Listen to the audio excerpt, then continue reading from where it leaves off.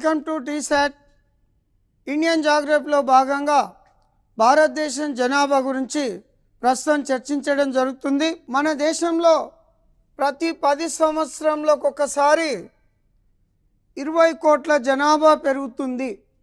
అంటే ప్రతి 10 సంవత్సరంలోకి ఒకసారి బ్రెజిల్ దేశంలో ఉన్నంత జనాభా భారతదేశంలో కొత్తగా రావడం జరుగుతుంది.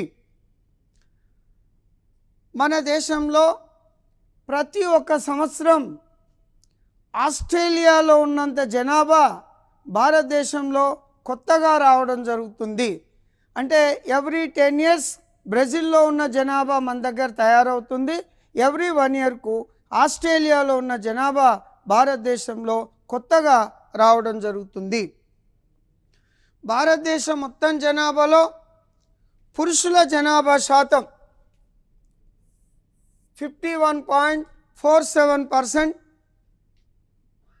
స్త్రీల జనాభా శాతం 48.53%. గ్రామీణ జనాభా దేశంలో గ్రామీణ జనాభా 68.85%, పట్టణ జనాభా 31.14%. ఏ దేశంలోనైనా గ్రామాల అభివృద్ధి చెందడం జరుగుతుందో ఆ దేశం కూడా అభివృద్ధి చెందడం జరుగుతుంది. గ్రామాలలో అనేక సౌకర్యాలు కల్పించినట్లయితే, పరిశ్రమలను స్థాపించినట్లయితే గ్రామాల అభివృద్ధి చెంది పట్టణాలపైన ఒత్తిడి అనేది తగ్గడం జరుగుతుంది. పట్టణాలలో ఒత్తిడి పెరగడం వల్ల, విపరీతమైన జనాభా పెరగడం వల్ల రవాణా సౌకర్యాల్లో, నివాస సౌకర్యాల్లో, తాగునీటి అందించడంలో, డ్రైనేజ్ సౌకర్యాలు లేకపోవడం వల్ల అనేక అభివృద్ధి కార్యక్రమాలు నిలిచిపోవడంతో పాటు ప్రజలకు సౌకర్యాల కల్పన పైన ప్రభుత్వానికి ఎక్కువ పెట్టుబడి అవసరం కావడం జరుగుతుంది. కాబట్టి గ్రామాలను అభివృద్ధి చేసినట్లయితే గ్రామీణ ప్రాంతాల్లో జనాభాకు ఉపాధి అవకాశాలు లభించడం జరుగుతుంది. పట్టణ ప్రాంతాలపైన ఎక్కువగా ఆధారపడకుండా ఉండడం జరుగుతుంది.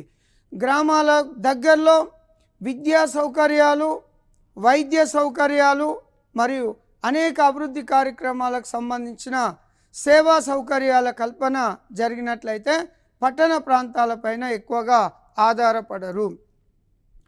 యుఎన్ఓ అంచనాల ప్రకారం 2030 నాటికి భారతదేశ జనాభా చైనాను మించిపోతుంది.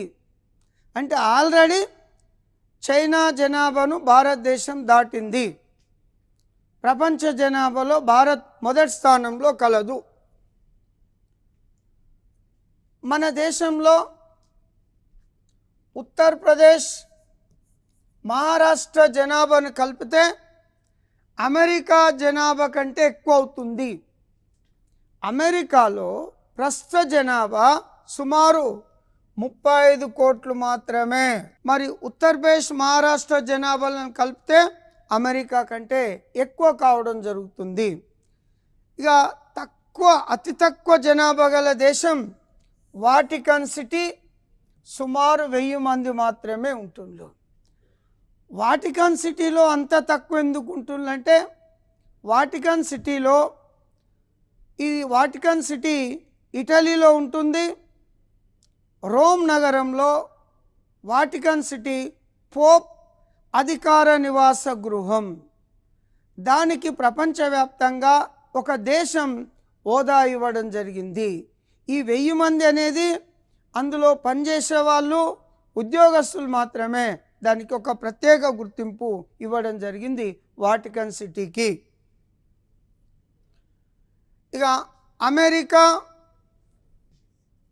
Indonesia, Brazil, Pakistan, Bangladesh, Japan ఈ 6 దేశాల జనాభా కలిపితే భారతదేశ జనాభాతో సమానం. 6 దేశాల జనాభా కలిపితే భారతదేశ జనాభాతో సమానం. ప్రపంచంలో అమెరికా, ఇండోనేషియా, బ్రెజిల్ ఈ దేశాల్లో ఇవి కాక మన దేశంలో ఉత్తరప్రదేశ్ కంటే ఎక్కువ ఉన్న జనాభా దేశాలు దాదాపు లేవు. జనాభా వృద్ధి రేటు ఎక్కువ గల దేశం నైజీరియా 26.8%. జనాభా వృద్ధి రేటు తక్కువ గల దేశం రష్యా -4.29%. నైజీరియా అనేది ఆఫ్రికా ఖండంలో ఉన్న ఒక దేశం, రష్యా యూరోప్ ఖండంలో ఉన్న దేశం. నైజీరియా ఉష్ణమండలంలో ఉంటుంది, రష్యా సమశీతోష్ణ మండలంలో ఉంటుంది. రష్యాలో జనాభా నివసించడానికి అనుకూలమైన ప్రాంతం తక్కువగా ఉంటుంది, మంచుతో కూడిన ప్రాంతం ఎక్కువగా ఉంటుంది.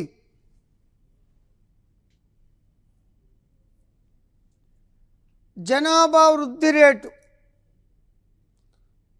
రేటు అనగా ఒక నిర్దిష్ట ప్రాంతంలో 2 కాలాల్లో పెరిగే జనాభాను జనాభా వృద్ధి రేటు అంటారు. 2 కాలాల్లో అంటే మన దగ్గర 2001 నుంచి 2011 అంటే గత 10 సంవత్సరాల్లో పెరిగిన జనాభాను వృద్ధి రేటుగా చెప్పడం జరుగుతుంది. దేశంలో దశాబ్దపు వృద్ధి రేటు అంటే 10 సంవత్సరాల్లో పెరిగిన జనాభా 21.54%. వార్షిక వృద్ధి రేటు 1 సంవత్సరంలో పెరిగిన జనాభాను వార్షిక వృద్ధి రేటు అని పిలవడం జరుగుతుంది. వృద్ధి రేటు ఎక్కువ గల రాష్ట్రాలు మేఘాలయ 27.9%. వృద్ధి రేటు తక్కువ గల రాష్ట్రం నాగాలాండ్ -0.6%. పిల్లల్లో లింగ నిష్పత్తి అంటే 0 నుంచి 6 సంవత్సరాల లోపు బాలబాలికలను పిల్లలుగా వ్యవహరించడం జరుగుతుంది. దేశంలో 1000 మంది బాలురకు బాలికల సంఖ్య ఎంత అనేదే పిల్లల్లో లింగ నిష్పత్తి తెలియజేయడం జరుగుతుంది. దేశంలో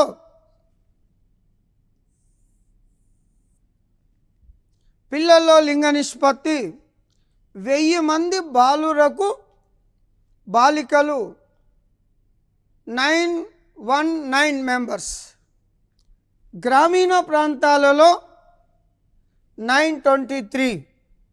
ఓవరాల్గా చూసుకున్నట్లయితే 919, గ్రామీణ ప్రాంతాల్లో 923, 1000 మంది.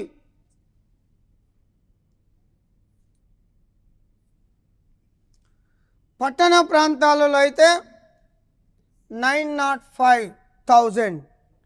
గ్రామీణ ప్రాంతాల్లో బాలికల నిష్పత్తి ఎక్కువగా ఉంటుంది, పట్టణ ప్రాంతాల్లో బాలికల నిష్పత్తి తక్కువగా ఉంటుంది. పిల్లల నిష్పత్తి ఎక్కువ గల రాష్ట్రం అరుణాచల్ ప్రదేశ్ 972. అంటే 1000 మందికి 972 మంది అరుణాచల్ ప్రదేశ్లో కలరు. పిల్లల నిష్పత్తి తక్కువ గల రాష్ట్రం హర్యానా 834:1000. హర్యానా, రాజస్థాన్ రాష్ట్రాల్లో ఒకప్పుడు రాజపుత్రుల పరిపాలన ఉండేది. రాజపుత్రుల కాలంలో పెద్ద మొత్తంలో యుద్ధాలు జరిగినప్పుడు స్త్రీలపైన అనేక అఘాత్యాలు జరిగేవి.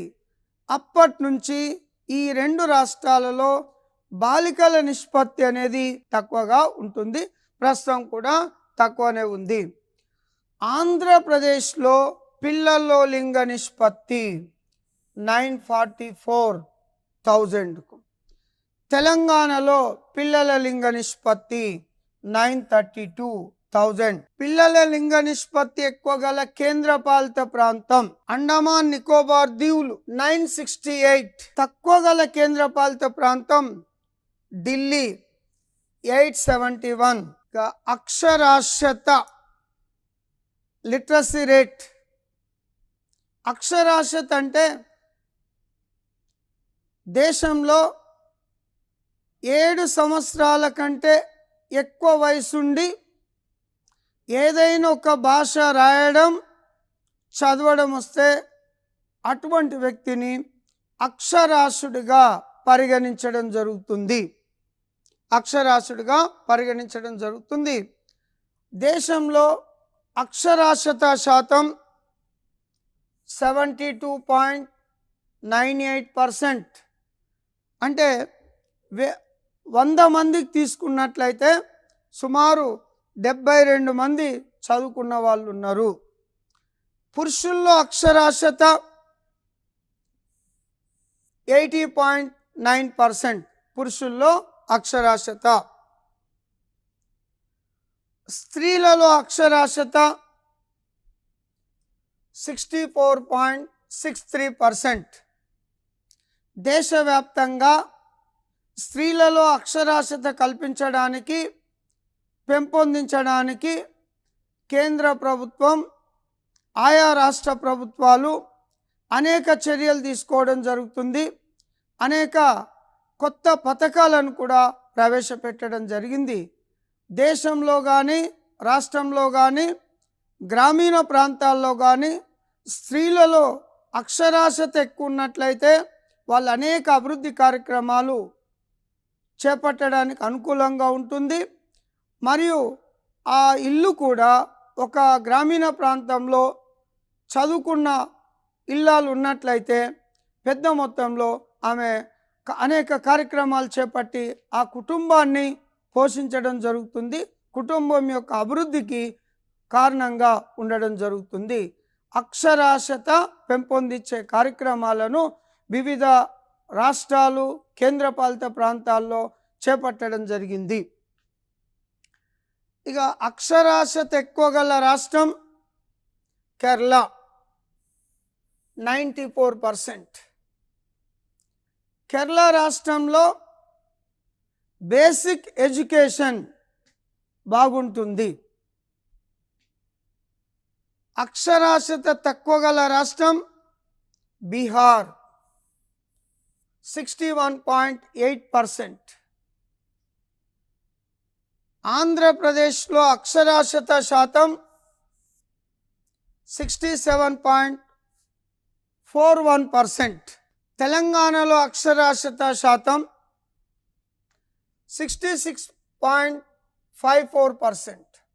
తెలంగాణ రాష్ట్రం దేశంలో రాష్ట్రాలు కేంద్రపాలిత ప్రాంతాలతో చూసుకున్నట్లయితే మనం 27వ స్థానంలో కలము. అక్షరాస్యత ఎక్కువ గల కేంద్రపాలిత ప్రాంతం లక్షద్వీపులు 91.8%. లక్షద్వీపుల్లో జనాభా తక్కువగా ఉంటుంది. తక్కువ జనాభాలో ఎక్కువ మంది చదువుకున్న వాళ్ళు ఉన్నారు. కాబట్టి లక్షద్వీపుల్లో అక్షరాస్యత అనేది ఎక్కువ శాతంగా ఉంటుంది. అక్షరాస్యత తక్కువ గల కేంద్రపాలిత ప్రాంతం దాద్రా నగర్ హవేలీ 76.2%. గ్రామీణ పట్టణ జనాభా దేశంలో టౌన్ అంటే లక్షలోపు జనాభా అంటే టౌన్ అంటాం. గత ఎగ్జామ్లో ఒక టౌన్ సిటీగా మారాలంటే ఎంత జనాభా ఉండాలని అడగడం జరిగింది. టౌన్ సిటీగా మారాలంటే 1,00,000 పైన జనాభా ఉండాలి. 1,00,000 పైన జనాభా ఉండాలి. మిలియన్ సిటీ అంటే 1,00,000 నుండి 10 లక్షల వరకు జనాభా ఉంటే మిలియన్ సిటీగా పిలవడం జరుగుతుంది. మెట్రోపాలిటన్ సిటీ అంటే 10 లక్షల నుంచి 50 లక్షల వరకు ఉంటే దాన్ని మెట్రోపాలిటన్ సిటీగా పిలవడం జరుగుతుంది. మెగా సిటీ 50 లక్షల కంటే ఎక్కువ ఉంటే మెగా సిటీ అని పిలుస్తాం. మరి కాస్మోపాలిటన్ సిటీ అంటే ఇది జనాభాతో సంబంధం ఉండదు. Example Delhi cosmopolitan city. ఢిల్లీలో దేశ రాజధాని అయినందున అనేక దేశాల రాయబార ఆఫీసులు ఉంటాయి కాబట్టి అందులో పనిచేసే వాళ్ళు విదేశాలకు సంబంధించిన వాళ్ళు ఎక్కువగా ఉంటారు. విదేశీ సంస్కృతులు ఉంటాయి కాబట్టి ఢిల్లీని కాస్మోపాలిటన్ సిటీ అని పిలవడం జరుగుతుంది. మన దేశంలో మిలియన్ నగరాల సంఖ్య 53. మిలియన్ నగరాల సంఖ్య 53. దేశంలో ఎక్కువ జనాభా గల రాష్ట్రాలు number 1 Uttar Pradesh, number 2 Maharashtra, number 3 Bihar, number 4 west Bengal ఎక్కువ జనాభా గల రాష్ట్రాలు. Number 5 Madhya Pradesh, number 7 Rajasthan, number 8 Karnataka, number 9 Tamil Nadu, number 10 Andhra Pradesh. మరి ఎక్కువ జనాభా గల రాష్ట్రాలతో పాటు తక్కువ జనాభా గల రాష్ట్రం సిక్కిం. ఎక్కువ జనాభా గల కేంద్రపాలిత ప్రాంతం ప్రస్తుతము జమ్మూ కాశ్మీర్. తక్కువ జనాభా గల కేంద్రపాలిత ప్రాంతం లక్షద్వీపులు. దేశంలో ఎక్కువ జనాభా గల జిల్లా థానే. ఇది మహారాష్ట్రలో ఉంటుంది. అంటే ముంబై నగరంలో. థానే జనాభా 1,10,00,000 పైన, సుమారు ఆస్ట్రేలియా జనాభాతో సమానం. తక్కువ జనాభా గల జిల్లా దేశంలో దిబాంగ్ లోయ. ఇది అరుణాచల్ ప్రదేశ్ రాష్ట్రంలో ఉంటుంది. దిబాంగ్ లోయ జనాభా సుమారు 9,000 మాత్రమే. దేశంలో విస్తీర్ణంలో పెద్ద జిల్లా కచ్. ఇది గుజరాత్లో ఉంటుంది. దీని విస్తీర్ణం 46,000 చదరపు కిలోమీటర్లు. విస్తీర్ణంలో చిన్న జిల్లా మహే. దీని విస్తీర్ణం సుమారు 9 చదరపు కిలోమీటర్లు. మహే అనేది పాండిచ్చేరి అనే కేంద్రపాలిత ప్రాంతంలో ఒక జిల్లా, కానీ ఇది కేరళ తీరంలో ఉంటుంది. పాండిచ్చేరి అనేది భారతదేశానికి స్వాతంత్రం వచ్చినప్పుడు భారత భూభాగంలో ఉన్న మన ఆధీనంలో లేదు. దీన్ని ఫ్రెంచ్ వారి ఆధీనంలో ఉండేది. 1954లో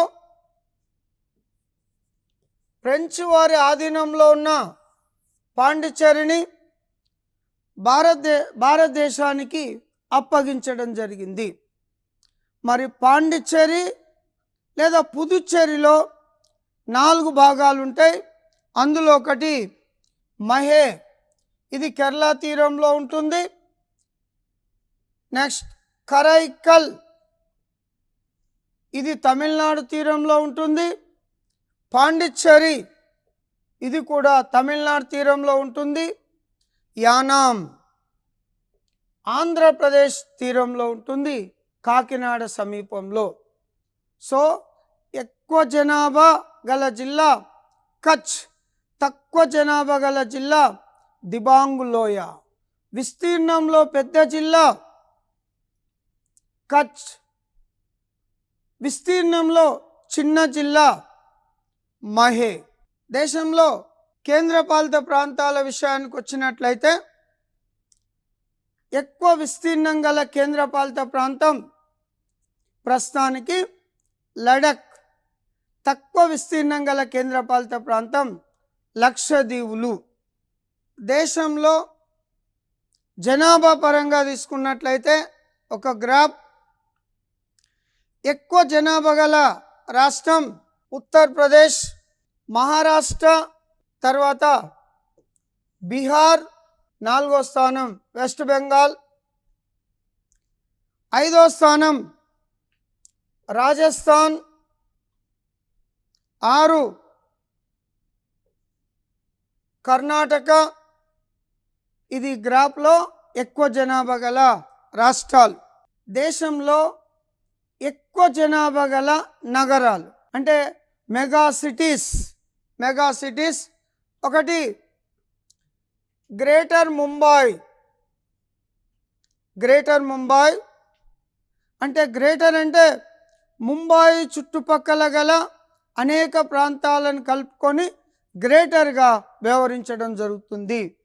ముంబై తర్వాత ఎక్కువగా 2వ ప్లేస్లో ఢిల్లీ, 3వ ప్లేస్లో కలకత్తా, 4వ ప్లేస్లో చెన్నై, 5వ ప్లేస్లో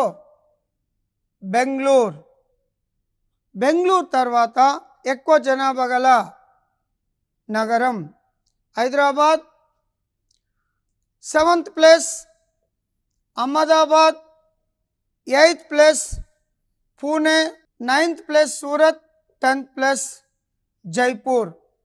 ఎక్కువ జనాభా గల నగరాలు ఇవి 2011 జనాభా లెక్కల ప్రకారం. ఇక పాపులేషన్ షేర్, ఇక దేశంలో ఎస్సీ జనాభా, ఎస్టీ జనాభా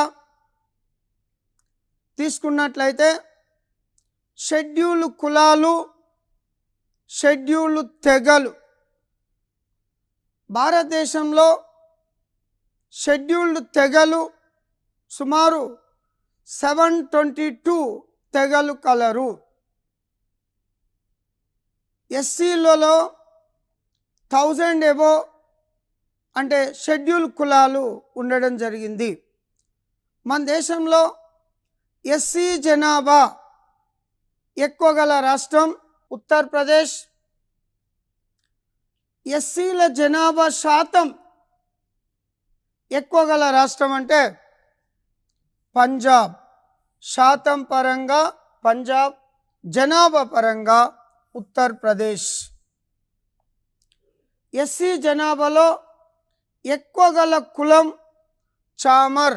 ఎస్టీ జనాభా విషయానికి వచ్చినట్లయితే మన దేశంలో సంఖ్యాపరంగా ఎక్కువ గల రాష్ట్రం మధ్యప్రదేశ్. శాతం పరంగా ఎస్టీ జనాభా ఎక్కువ గల రాష్ట్రం మిజోరాం. మనకు ఎగ్జామ్లో ఎస్టీ తెగలిచ్చి ఏ రాష్ట్రాల్లో విస్తరించున్నారు ఆ తెగల గురించి కూడా అడిగే అవకాశం ఉంటుంది. సపోజ్ బోడోలు అనే తెగ అస్సాంలో ఎక్కువ మంది నివసించడం జరుగుతుంది. మికీర్లు అనే తెగ కూడా అస్సాంలో ఎక్కువ నివసించడం జరుగుతుంది. డాప్లాలు అనే తెగ అరుణాచల్ ప్రదేశ్లో ఎక్కువ నివసించడం జరుగుతుంది. నెక్స్ట్ లంబాడీలు ఆంధ్రప్రదేశ్, తెలంగాణ రాష్ట్రాల్లో ఎక్కువగా నివసిస్తారు. గోండూలు ఆంధ్రప్రదేశ్, తెలంగాణ రాష్ట్రాల్లో ఎక్కువగా నివసించడం జరుగుతుంది. తోడాలు నీలగిరి కొండలు తమిళనాడు రాష్ట్రంలో నివసిస్తారు. బడగాలు నీలగిరి కొండలు తమిళనాడు రాష్ట్రంలో నివసిస్తారు. కోటాలు నీలగిరి కొండలు తమిళనాడు రాష్ట్రంలో నివసించడం జరుగుతుంది. మరియు వీరితో పాటు బిల్లులు అనే తెగ మధ్యప్రదేశ్ ఛత్తీస్గఢ్ రాష్ట్రంలో నివసించడం జరుగుతుంది. వీళ్ళతో పాటు ఈ అండమాన్ నికోబార్ దీవుల్లో లిటిల్ అండమాన్స్, షాంపేన్స్ మొదలైన తెగలు అండమాన్ నికోబార్ దీవుల్లో నివసించడం జరుగుతుంది. సో భారతదేశ జనాభాకు సంబంధించిన పూర్తి వివరాలు ఎగ్జామినేషన్ పాయింట్ ఆఫ్లో ఇక్కడ చర్చించడం జరిగింది. సో ఇంతవరకు భారతదేశం జాగ్రఫీ, భారతదేశ భౌగోళిక శాస్త్రంలోని అంశాల గురించి పూర్తిగా చర్చించడం జరిగింది. Right, thank you.